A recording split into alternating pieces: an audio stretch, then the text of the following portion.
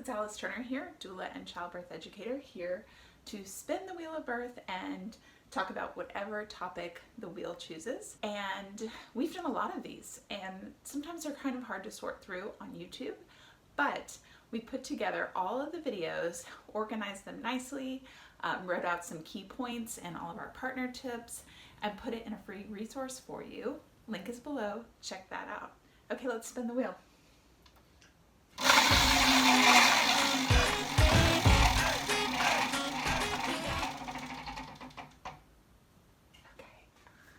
Today we're talking about the beautiful hospital gown. Okay, the hospital gown. If you've watched any birth videos, especially from the 70s or 80s, and I mean recently too, you'll probably see people in labor wearing the hospital gown.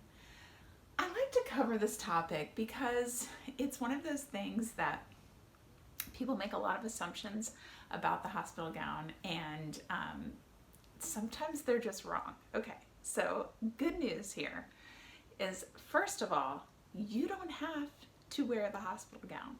It is not mandatory. Now, definitely check with your hospital policies where you're giving birth, at the birth center or wherever you decide to give birth, about what they allow or they encourage you to wear in labor. But the good news is you shouldn't have to wear a hospital gown.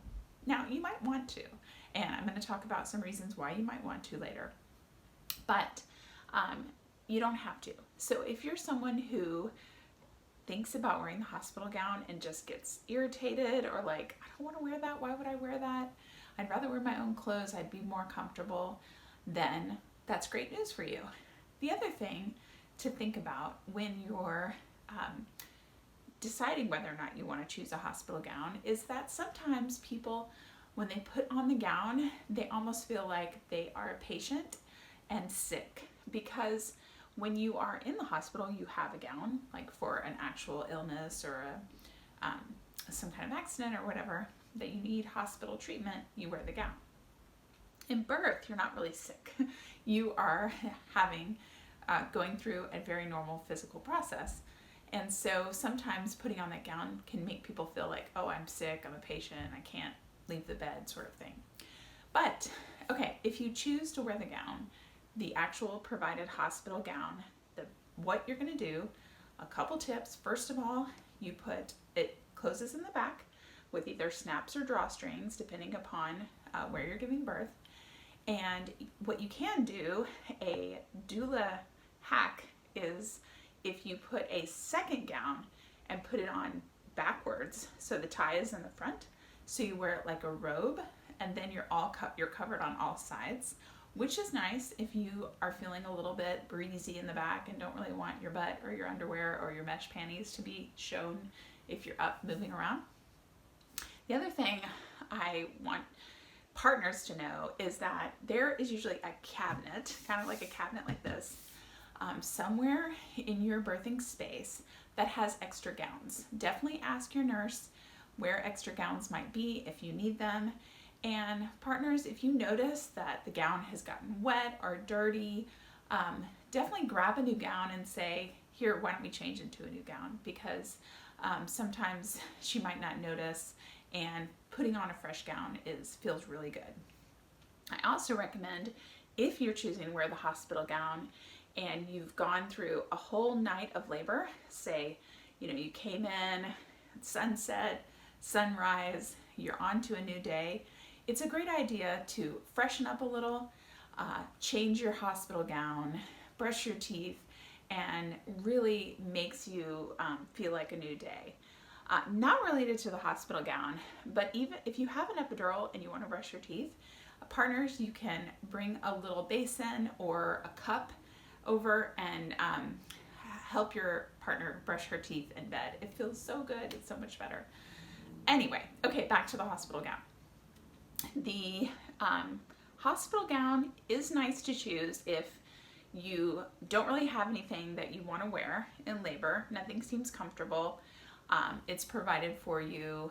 You don't care. You don't really have much care about what you feel like in labor, or your clothes don't really have an impact on what you feel, choose the gown. That's great.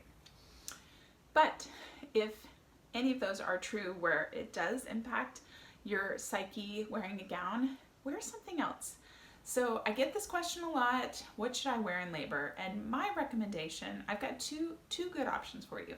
Number one, you can wear something that you have. Maybe if you have like a knit dress or a knit tank and a knit skirt, so that there's access to monitoring on your belly. If you wear a dress, you have to pull the dress all the way up to do monitoring, which is doable, but maybe not as easy as if you had a two-piece. I like a skirt or a dress better than pants because easy access to your crotch. It makes it easier for bathroom, for vaginal checks, for anything. So those are my recommendations. If you don't have something and you can find something cheap like an Old Navy sale clearance or something like that, that can make it super easy to have something comfy to wear that's maybe not your most precious special thing. What I don't recommend is wearing any pajama set that you would want to wear postpartum that's really special to you to wear postpartum, because it'll likely get dirty in labor. Now, my second option that I really like for birthing and as a alternative to hospital gowns is a custom gown, which I recommend Dear Darby gowns. So I will put a link below for a coupon to the Dear Darby gowns, but they are cute gowns that are made specifically for laboring in and for postpartum breastfeeding. Super cute, and they're a great alternative to wearing a hospital provided gown, but still have a lot of the great features that a hospital gown provides. So check them out, they're really cool. And lastly, I want to bust a myth. I love busting a childbirth myth because it's you know, why should we keep telling these stories? It always makes me crazy when I hear people say, don't wear something that you own, that you want to save, keep, because it's going to get destroyed in labor. I don't know where that's coming from, because everything can be washed. It's super rare that something's going to get destroyed. Like if there was an emergency, they had to cut something off your body, that never happens. I mean, that rarely happens. So what might get on your gown are bodily fluids.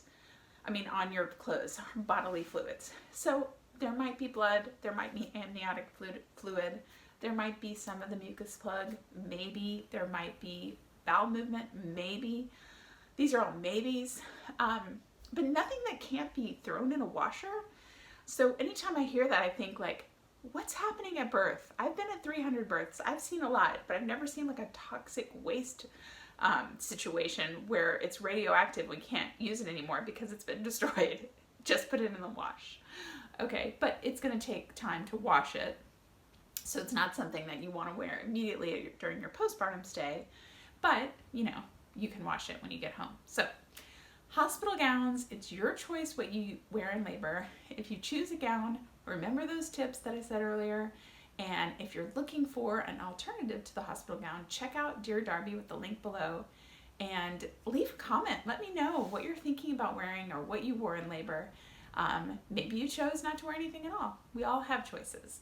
So thanks for joining me today. If the video was something that helped you prepare for birth or helped you as a birth worker, please give it a like and subscribe and hit the notification bell, and you will be notified when we add another Big Wheel of Birth video to our library. Thanks for joining me today, guys. Talk to you later. Bye.